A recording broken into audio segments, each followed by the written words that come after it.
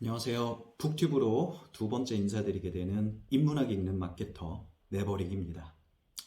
이 북튜브 영상을 올릴 때는 매버릭이라는 닉네임을 쓰기로 했습니다. 제 예전 닉네임인데 야티보다는 조금 더 지성미가 느껴지는 닉네임이라고 생각이 되기 때문에 북튜브 할 때만큼은 매버릭으로 쓰기로 했어요. 그러니까 야티로 불러주셔도 되고 매버릭으로 불러주셔도 되고 네, 마음 가는 대로 불러주시면 좋을 것 같습니다. 사실 오래도록 사용해왔던 트위터에서는 제이라고 닉네임을 갖고 있는데 누구는 저한테 제이 그럽니다. 네. 제가 인문학 읽는 마케터로 키워드를 정한 이유는 제가 인문학도이기 때문이죠. 문예창작을 이제 학부에서 전공을 했고 옛날 말로는 신문방송학과라고 불리우는 그 정도의 커리큘럼을 갖고 있는 대학원 전공 공부를 했기 때문에 저는 기본적으로 인문 사회과학 서적들을 읽는데 익숙한 편이기도 합니다. 또 동시에 제가 이제 비즈니스, 사업이라는 걸 하고 있기 때문에 마케팅이라는 개념에 대해서 어느 정도 이해가 있다고 생각을 하고서 인문학과 마케팅이라는 어쩌면 서로 양립할 수 없는 그 두 가지가 요즘 말로 통섭과 융합이라는 어떤 그 학계 유행과도 같은 트렌드를 쫓기도 하는 이름이 되기도 할 겁니다. 이제 그도 그럴 것이 젊은 나이에 화장품 회사를 창업했었고 싹 다 말아먹고 지금 새로운 브랜드 야트를 만들기 위해서 콘텐츠 제작에 열을 올리기 시작하면서 유튜브나 블로그, 브런치 등의 글을 쓰고 영상을 올리고 있죠. 또 최근에는 이제 공간 비즈니스라고 칭해서 제 브랜드 야트를 알리기 위해서 이제 숙박업과 그다음에 서점을 동시에 시작한 것도 알고 계신 분들이 많습니다. 그렇죠? 사실 저는 여전히 자기계발서나 돈 이야기를 하는 책들에 대해서 거리낌이 있는 게 사실입니다. 왜 그런가 추려보면 저는 돈을 천박하게 여기는 그 인문학의 우쭐거리는 태도를 몸에 익히기도 했고 또 어렸을 때부터 돈을 사랑하는 것은 온갖 해로운 일의 뿌리라는 근본주의 크리스찬 신앙을 가졌기 때문에 이 돈에 대한 노골적인 이야기를 하는 것들에 대해서 경계를 해왔죠.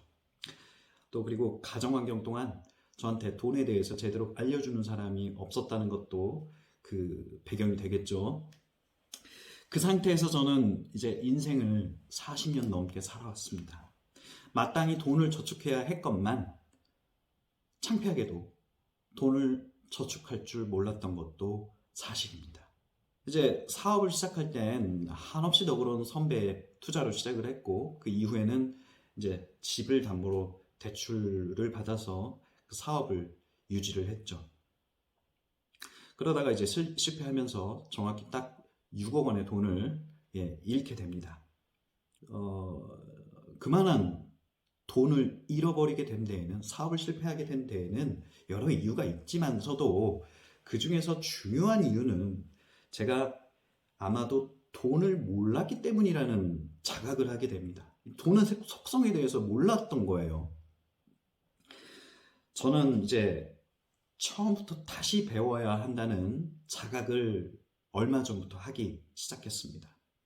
그간 인문학 읽는 마케터로 브랜딩을 해왔지만 이 인문학 서적들을 잠시 뒤로 물러서라도 돈 얘기, 노골적으로 돈 얘기를 하는 책들을 읽고 배움으로써 이 돈에 대해서 제대로 배워야만 앞으로 하는 사업을 성공적으로 이끌 수 있다는 생각을 하게 되더라고요.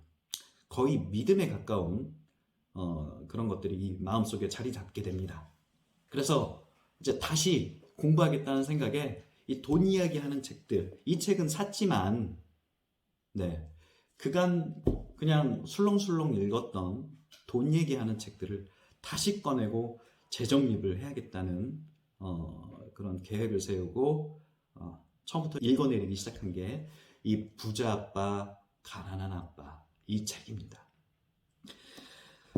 이 책을 모르는 반은 아니었어요. 한 20여 년 전에 나왔던 책으로 알고 있는데 이 붉은 책 바탕에 이 일본계 미국인 작가가 쓴 책을 저는 이 책을 철저히 무시했습니다.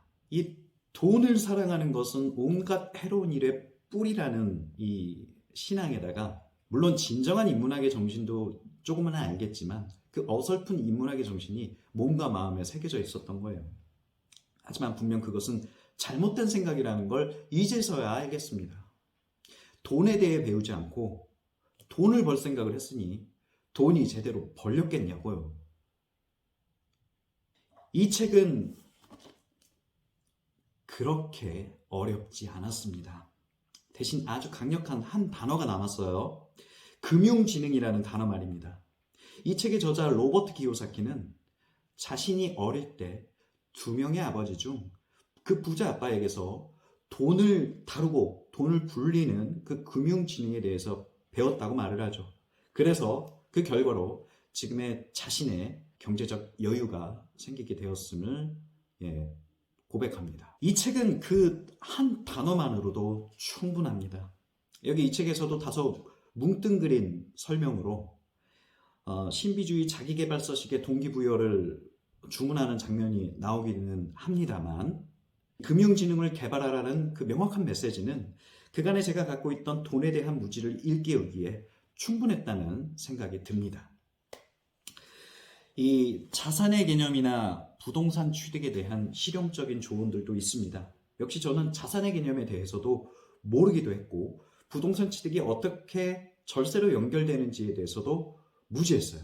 이 무지했다는 걸 알게 되는 순간 아이디어들이 떠오르고 지금 내가 가진 무형의 자산들을 어떻게 유형의 자산들로 축적시킬 수 있는지 고찰해보게 되고 또 실행에 옮길 아이디어들을 얻게 되기도 합니다. 이 책을 읽을 때 이 사업을 하는 친구에게서 전화가 왔어요. 이 10여 년 가까이 키워왔던 사업체가 미래의 방향성과 관련해서 위태로운 시기를 맞고 있더라고요. 저는 그 친구가 제게서 조언을 얻으려고 하기에 이 책을 추천했습니다. 이 책을 읽고 나면 이 본인의 비즈니스와 관련해 새로운 아이디어들을 얻게 되지 않을까 하는 기대 때문이었습니다.